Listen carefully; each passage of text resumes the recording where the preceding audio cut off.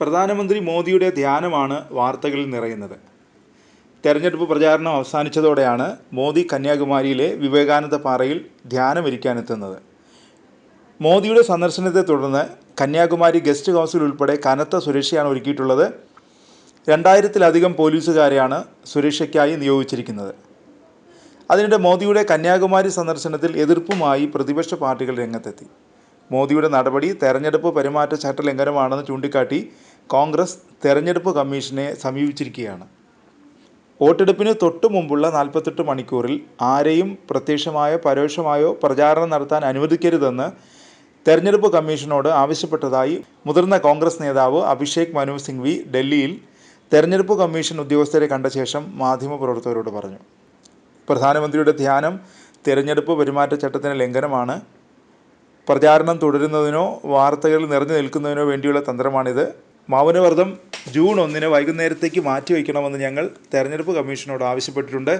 എന്നാൽ ഇത് ആരംഭിക്കണമെന്ന് അദ്ദേഹം നിർബന്ധം പിടിച്ചാൽ മാധ്യമങ്ങളോടത് സംപ്രേഷണം ചെയ്യരുതെന്ന് നിർദ്ദേശിക്കണമെന്ന് ആവശ്യപ്പെട്ടിട്ടുണ്ടെന്നും അദ്ദേഹം പറഞ്ഞു. മാത്രമല്ല, പ്രധാനമന്ത്രിയുടെ സന്ദർശനത്തെ എതിർത്ത് DMKയും രംഗത്തെത്തിയിട്ടുണ്ട്. യാത്രയിലുടനീളവും ധ്യാന സമയത്തും പ്രതിഷേധം സംഘടിപ്പിക്കാനാണ് DMKയുടെ തീരുമാനം. എന്നാൽ പ്രതിപക്ഷ പാർട്ടികളുടെ നിലപാടിൽ കടുത്ത എതിർപ്പാണ് പ്രധാനമന്ത്രിയുടെ സുരക്ഷാ ചുമതലയുള്ള SPGക്കുള്ളത്. കനത്ത സുരക്ഷാ വലയത്തിലുള്ള മേഖലയിൽ ഏതെങ്കിലും തരത്തിലുള്ള പ്രതിഷേധങ്ങൾക്ക് പ്രവർത്തകരെ ഇറക്കിയാൽ തിരിച്ചടി നേരിടേണ്ടി വരുമെന്നും SPG മുന്നറിയിപ്പ് നൽകുന്നുണ്ട്. പ്രതിഷേധങ്ങൾക്കിടെ അനിഷ്ട സംഭവങ്ങളുണ്ടായാൽ തങ്ങൾ ഉത്തരവാദികളായിരിക്കില്ലെന്നും അവർ പറയുന്നുണ്ട്. അത്യാധുനിക സംവിധാനമുള്ള ആയുധങ്ങളുമായി എത്തുന്ന SPG സംഘത്തിന് നേരെ പ്രകോപനമുണ്ടായാൽ എന്ത് സംഭവിക്കുമെന്ന ആശങ്കയും പ്രതിപക്ഷത്തിനുണ്ട്. ലോക്സഭാ തെരഞ്ഞെടുപ്പിൻ്റെ അവസാനഘട്ട വോട്ടെടുപ്പിന് തൊട്ടുമുമ്പാണ് മോദി ധ്യാനത്തിനെത്തുന്നത്. 2019-ലെ തെരഞ്ഞെടുപ്പിൻ്റെ അവസാനഘട്ട വോട്ടെടുപ്പിന് മുമ്പും മോദി ധ്യാനമിരുന്നിരുന്നു. അന്ന് ഉത്തരാഖണ്ഡിലെ കേദാർനാഥ് ക്ഷേത്രത്തിൻ്റെ ഭാഗമായ രുദ്രദാന ഗുഹയിലായിരുന്നു 17 മണിക്കൂർ ധ്യാനം. ഗുഹയിൽ ധ്യാനമിരിക്കുന്ന ചിത്രം മോദി തന്നെ സോഷ്യൽ മീഡിയയിൽ പങ്കുവച്ചപ്പോഴാണ് സംഭവം പുറത്തറിഞ്ഞത്. ചിത്രം വൈറലുമായി. തെരഞ്ഞെടുപ്പ് അവസാനിക്കും മുമ്പേ മോദിയുടെ ധ്യാന ചിത്രം വലിയ രാഷ്ട്രീയ ചർച്ചയ്ക്കും വഴിവെച്ചിരുന്നു. തെരഞ്ഞെടുപ്പ് നേട്ടത്തിനായി പ്രധാനമന്ത്രി മതത്തെ ദുരുപയോഗം ചെയ്യുന്നുവെന്ന് പ്രതിപക്ഷം ആരോപിച്ചു.